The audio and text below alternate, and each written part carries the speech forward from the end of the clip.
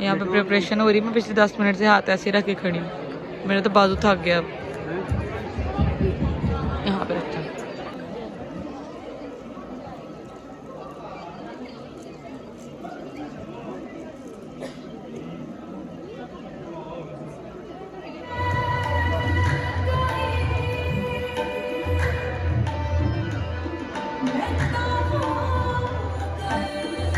कैसे और क्यों कर हुआ?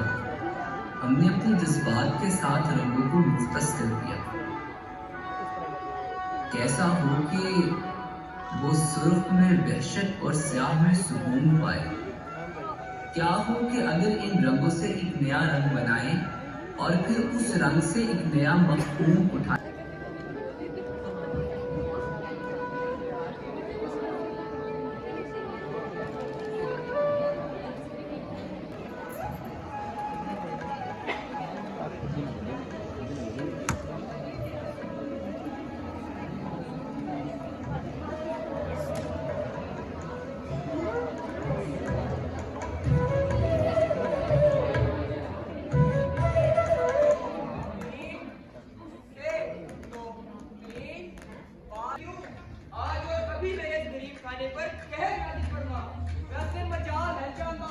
आपने अपने अलावा कभी किसी की तारीफ की हो?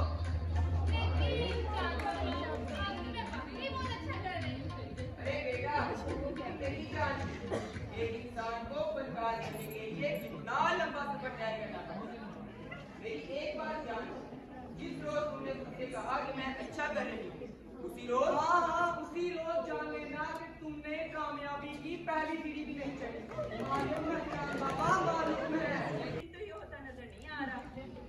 अम्मा, आप ये मायूस ना हुआ करें। जैसे हर बार कुछ ना कुछ हो जाता है, इस बार भी हो जाएगा। हाँ, मैं जानता हूँ। आज अपना कदरदान खुद ढूंढ लेती हूँ।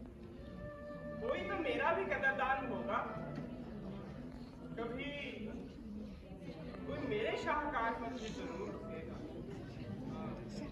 और एजुकेशन बाद में मेरे बहुत ही मोहतरम दोस्त प्रोफेसर ऑफ फाइन आर्ट्स है नेशनल टेक्सटाइल यूनिवर्सिटी में मिस्टर सलीम अंसारी। और ये बात मैं आप लोगों को बताता चलूं कि सरकारी जावेद साहब बहुत मोहब्बत करना एक साथ वो आगे जा रहे हैं। सैयद कुदरत साहब वो आगे जा रहे हैं। मैं हमेशा से मुस्तफीद होता रहा हूँ। तो पहले तो आप हमें इन 3 लफ्जों के बारे में बताएं कि आपका इनके बारे में क्या तजुर्बा है। बहुत शुक्रिया आप सबका कि आपने मुझे बुलाया। फिर मैं इस पूरी एग्जीबिशन के बाद अपने आप को बड़ा खुशकिस्मत महसूस कर रहा हूँ। तो मैं साइन बोर्ड पेंट करता था, पेंट करता था, और मेरे साथ हीरोज़ वो थे। बेटा बहुत ही मुझे लगा था कि मैं शायद दोबारा से एक ऐसे टाइम में जी रहा हूँ तो जो मैं शायद जीना भूल गया। तो मुझे बहुत ही अच्छा लगा इन सब का इंतजार। और उसमें दूसरा है कि जो शुक्रिया। फर्स्ट ऑफ ऑल तो मैं एक से बल्कि 2001 से पहले से मैं इनसे ट्रेनिंग ले रहा था और आज मैं उनके साथ बैठा हूँ और मेरे लिए बड़ा एक एजाज़ है कि उनके सामने मैं बात करूँगा। हमने institute of art professor institute के आप हिस्सा थे, तो मैं बड़ा डिसअपॉइंट हुआ। और आज मुझे खुशी इस बात की है कि जहाँ पे मैं डिसअपॉइंट हुआ वहाँ भी इन्होंने आगे लेके गए और आज एक कामयाब इवेंट बन गया।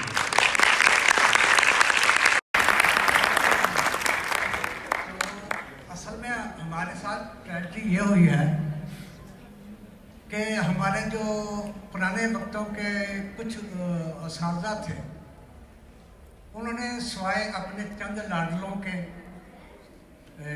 अलावा किसी को अपना आर्ट करने नहीं किया। मिसाल के तौर पर जैसे आप मौसीकी को लेते हैं, का सब्जेक्ट कोई भी हो, आप मेडिकल के स्टूडेंट हो, आप इंजीनियरिंग कर रहे हो, आप फिलॉसफी पढ़ रहे हैं, या आपका सब्जेक्ट कोई भी है, आप आर्ट और लिटरेचर और हिस्ट्री के साथ जुड़े रहें। ये आपको ज़्यादा रिफाइन करेगा और दुनिया को बेहतरीन एंगल से देखने में मददगार होगा। और मेरा ख्याल है कि यही वो आर्टिस्ट जो हैं हमें ये उनका हम पे एहसान है कि वो हमें जो है हमें वो रिफाइन कर रहे हैं, और हम जब उनकी चीज़ें देखते हैं और रंगों से खेल, और फिर आर्ट तो मेरा ख्याल है कि ह्यूमन नेचर में है। आप देख यही है कि आर्ट जो है वो हर शख्स में है। हम बच्चों को देखते हैं और देखते हैं कि जब वो चलना सीखते हैं तो चलने से पहले वो जब लड़खड़ाते हैं तो वो कहते हैं कि वो डांस करते हैं, बोलने से पहले वो गाना शुरू करते हैं, और लिखने से पहले वो पेंट करना शुरू करते हैं। सो आर्ट इनबिल्ट है, बस सिर्फ ये है कि आप उसको कितना एक्सप्लोर कर सकते हैं। बहुत शुक्रिया। Thank you sir, thank you very much, very marvellous words. है कि अगर हम अपने उन थॉट्स को जिनको हमने निगेट करना होता है, जो मोस्टली नेगेटिव और रेपिटेटिव होते हैं, हम उनमें उलझ जाते हैं कहीं ना कहीं। कुछ लोग होते हैं जो उनको एक तरफ करके जो क्रिएटिव थॉट्स होते हैं उनमें लिव करते हैं। देखिए, किसी बड़े आदमी ने कहा था कि हम सब एक ख्याल हैं किसी और का, वो इस कायनात का खालिक है और उसने हमें सोचा हुआ है। आज जो हम सब यहाँ बैठे हैं, ये हम इत्तेफाक से नहीं बैठे, ये कहीं ना कहीं मेरा ख्याल है कि कौमें वही टेररिस्ट होती हैं जिनके अंदर से हिस्से लतीफ़ निकाल ली जाए, और क्रिएटिव आदमी की जिम्मेदारी है कि कल कैसा होगा वो आज का ख्वाब देखे और आने वाले लोगों को सपोर्ट करे, मदद करे, ताकि वो अचीव कर सकें और उन्हें ख्वाब देखना सिखाए। तो यहाँ जितने भी लोग मैंने देखे हैं उन सब के अंदर ये क्वालिटी मौजूद है कि वो बहुत ज़्यादा सोचते हैं और आने वाले वक्त के बारे में सोचते हैं और दूसरे वक्त की भी इज्जत करते हैं। तो मेरा नहीं ख्याल कि कोई भी ऐसी वजह है कि फैसलाबाद का आर्ट सीन ग्रो ना कर सके। वाहिद आर्टिस्ट हूँ जिसके पास बहुत सारी ऑप्शन थी मुल्क छोड़ने की, हर एक के पास होती, ठीक है, बट मुझे मुनासिब नहीं लगा। मुझे लगा कि शायद यहाँ लोगों को ज़रूरत है अभी, और इनके साथ रह के अगर काम करेंगे तो शायद हम कुछ बेहतर पाकिस्तान देख सकते हैं। और आपको गलत इन्फॉर्मेशन है मेरे बारे में, सच ये है कि 99.9% मेरा काम पाकिस्तान में है। तो sir, as a first semester student हमारे बहुत जहन में कंफ्यूजन होती है कि हमने कौन सा पार्ट जो हम बीवी में पढ़ रहे हैं वो चूज़ करना है, और अपने आर्ट को किस तरह प्रोफेशन में कन्वर्ट करना है, ये इंटरनेशनली या नेशनली, ये मेरा क्वेश्चन है। वो खुद जॉब करे, उसको खुदा ने बड़ा मुकाम दिया, उसको नीचे गिरने की जरूरत नहीं है।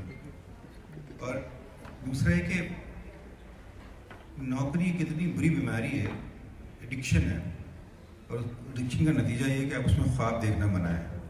तो आपको पैसे देते हैं हर महीने और नीचे लिखा होता है ख्वाब देखना मना है, और कौमें तरक्की कर ही नहीं सकती जो ख्वाब नहीं देखती। मेरे ख्याल से कि इदारों का काम मजदूर प्रोड्यूस करना नहीं है कि फैक्ट्री में काम करेंगे, उनकी क्या रिक्वायरमेंट है, उन फैक्ट्रीज को कैसा होना चाहिए, वहाँ काम किस तरह से होना चाहिए, इस तरह के थिंकर पैदा करें। और ये एक ताली एक हाथ से नहीं बचती, इसमें हमारे मुल्क की और हमारे इदारों का बड़ा कसूर है कि जब आपका उस्ताद जो है वो जब तक हाईली पेड नहीं होगा, उसका एक्सपोजर नहीं होगा, तो कभी भी आप ऐसे उस्ताद की उम्मीद ना रखें कि वो बहुत ही कोई दुनिया में चेंज ले आएगा। मैं एक बहुत हार्श बात करता हूँ कि इदारों के अंदर 60-70% टीचर इस तरह के हैं कि जो सिर्फ नौकरी करते हैं, टीचिंग नहीं करते हैं। तो यहाँ जिम्मेदारी आप तक बहुत ज़्यादा। अगर आप वाकई चाहते हैं कि आपका मुल्क अच्छा हो तो आप काम करेंगे तब चेंज आएगा, हमारे बस का नहीं है।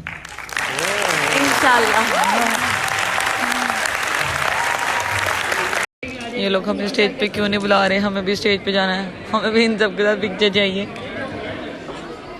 बट ये सारे आर्टिस्ट हैं, क्लासिक भी और कंटेम्प्रेरी भी। बहुत अच्छी सिटिंग थी, थक गई, हमारी बुरी हालत हो गई। अब वाइंड अप टाइम सारा खाली हो गया, बस हम जाएंगे और टीचर यहाँ पे पिक्चर, यहाँ पे सारे आर्टिस्ट की पिक्चर चल रही है। We have to go. और ये सीन चल रहे हैं इस टाइम, यहाँ ये देखिए, और रश, ये सर आ रहे हैं। ये हमारे अपने टीचर्स का काम, ये दो, और ये वाली पेंटिंग सर यासिर की है, ये मैम राबिया की है, और ये वाली जो पेंटिंग है ये मैम बनीन की है। यहाँ आप सीन ये कि आर्ट वर्क्स भी लगे हुए हैं, पर हमारी बैटरी डेड हो चुकी है, हम अब इतना नहीं है कि हम देख सकें सारा, और तबीयत भी बहुत डाउन चल रही है। बस अब हम यहाँ से निकलने लगे हैं, तो मेरा ख्याल है कि हम व्लॉग को यहीं एंड करते हैं, साथ साथ पेंटिंग देखे जाते हैं। व्लॉग को यहीं एंड करते हैं। So if you like the video must like share subscribe comment और फॉलो मस्ट है, वैसे तो सब्सक्राइब ही मस्ट है। तो ये पेंटिंग्स अब बस इस टाइम बिल्कुल एंड हो रहा है, थक गए हम सब बैठ के। अल्लाह हाफ़िज़।